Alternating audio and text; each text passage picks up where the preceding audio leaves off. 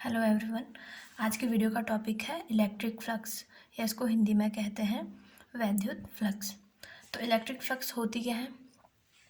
माना हमारे पास कोई सरफेस है, ठीक है। वो कैसा भी हो सकता है, सिमेट्रिक या एसिमेट्रिक, कोई भी सरफेस, ठीक है। माना उसको किसी इलेक्ट्रिक फील्ड में रखा है। अब उसमें से जो हमारे पास सरफेस है उससे भी कुछ इलेक्ट्रिक फील्ड लाइन पास होंगी, है ना। तो इलेक्ट्रिक फील्ड में इस जो सरफेस है इसके परपेंडिकुलरली जो भी इलेक्ट्रिक फील्ड लाइन पास होंगी सिर्फ जो इस सरफेस में से पास होंगी। तो total number of electric field line जो कि इस सरफेस से पास होंगी इन अ परपेंडिकुलर वे, वो कहलाती हैं इलेक्ट्रिक फ्लक्स। यानी किसी भी पृष्ठ के अभिलंबवत, यानी जो हमारे पास सरफेस है या जो पृष्ठ है उस पृष्ठ के और इलेक्ट्रिक फील्ड जो लाइंस हैं, जो बल रेखाएं हैं, उनके बीच में एंगल 90 डिग्री का बनना चाहिए। तो वो जो इलेक्ट्रिक फील्ड लाइंस होती हैं उनको कहते हैं वैद्युत फ्लक्स। माना हमारे पास ये एक सरफेस है, ये ठीक है। तो इसमें जो इलेक्ट्रिक फील्ड लाइन जाएंगी वो ऐसे ठीक इसके परपेंडिकुलर, यानी इस सरफेस के साथ ये 90 डिग्री का एंगल बना रही है, ठीक है। तो ये हो गई इलेक्ट्रिक फ्लक्स। तो सबसे पहले इलेक्ट्रिक फ्लक्स अगर हम सिमेट्रिक सरफेसेस के ले लें, यानी जो समान पृष्ठ हम इनको हिंदी में कहते हैं, ठीक है। अगर हम इनके ले लें तो इसको फाई ई से डिनोट करते हैं, यानी इलेक्ट्रिक फ्लक्स, ठीक है। इसको फाई ई से डिनोट करते हैं। तो ये क्या हो गई, phi E electric field lines passing through a surface. माना इसका सरफेस एरिया एस है, ठीक है।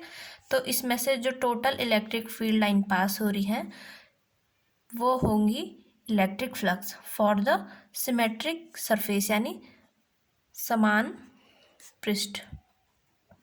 जैसे कोई हमारे पास कोई आयत, वर्ग या फिर जो वृत्त, ये सारे होते हैं सिमेट्रिक सरफेस, इनको बोलते हैं हम समान पृष्ठ। सेकंड, अगर हमारे पास कोई असिमेट्रिक, ठीक है, जिसका हमें एरिया, हम इसके लिए कोई फॉर्मूला नहीं है जिस जैसे, तो हम इनको असिमेट्रिक मान लेते हैं। असिमेट्रिक सरफेस, हिंदी में इसको कहते हैं असमान पृष्ठ, ठीक है। तो ये हो गया।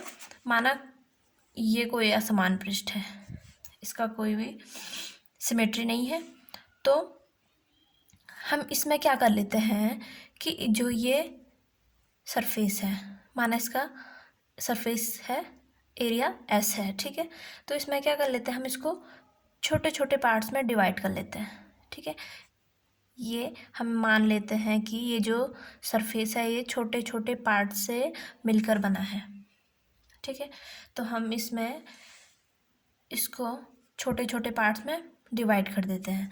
तो इसमें से जो अब इलेक्ट्रिक फील्ड लाइंस इस सरफेस के परपेंडिकुलर वे में पास होंगी वो हम इसका इंटीग्रल कर लेंगे या सम अप कर लेंगे, तो हमारे पास टोटल इलेक्ट्रिक फील्ड लाइन जो इस सरफेस से पास होंगी हम वो निकाल सकते हैं, ठीक है। तो माना जो डेल्टा S1 है उसमें से टोटल कितने इलेक्ट्रिक फील्ड लाइंस पास हो रही है, माना E इंटू DS1, ठीक है। ऐसे ही अगर हम डेल्टा S2 से अगर जो इलेक्ट्रिक फील्ड लाइंस हैं वो मान ले E इंटू डेल्टा S2, ठीक है। ऐसे ही हम किसके लिए कर सकते हैं, N, या माना इसके कितने टोटल हमने डिवाइड कर लिया, इसको पार्ट्स में N पार्ट्स में डिवाइड कर लिया, तो हम इसमें टोटल N पार्ट्स तक निकाल सकते हैं electric field into delta SN, ठीक है। तो हम अगर टोटल इलेक्ट्रिक फ्लक्स निकालें, टोटल इलेक्ट्रिक फ्लक्स निकालें फाई ई, तो ये कितना हो जाएगा, इन सब का सम अप और इन सबका सम अप हम कैसे लिख सकते हैं, सिग्मा, है ना, सिग्मा का मतलब सम अप करना, ई इंटू डेल एस, है ना। तो हम इसको मैथमेटिकली ऐसे भी लिख सकते हैं, phi E equal to integral of surface S E dot D S. ठीक है, तो हम इसका, इस सरफेस जो है हमारे पास, इसका इंटीग्रल कर देते हैं। तो ये हो गया एसिमेट्रिक यानी असमान पृष्ठों के लिए इलेक्ट्रिक फ्लक्स। ठीक है, तो इस प्रकार हमारा जो टोटल फ्लक्स है हम उसको ऐसे लिख सकते हैं, फाई ई को ई dot D S, integral of surface. ठीक है, तो कहीं पे अगर फाई ई लिखा हो और ई डॉट डी एस लिखा हो तो हम दोनों ही का मतलब क्या समझेंगे, ये क्या है, फ्लक्स है। ठीक है, यहाँ पे कंफ्यूज नहीं होना कि फाई है कहीं पे ई डॉट डी एस लिखा है, तो ये दोनों ही क्या है, इलेक्ट्रिक फ्लक्स है। ठीक है, सो थैंक यू।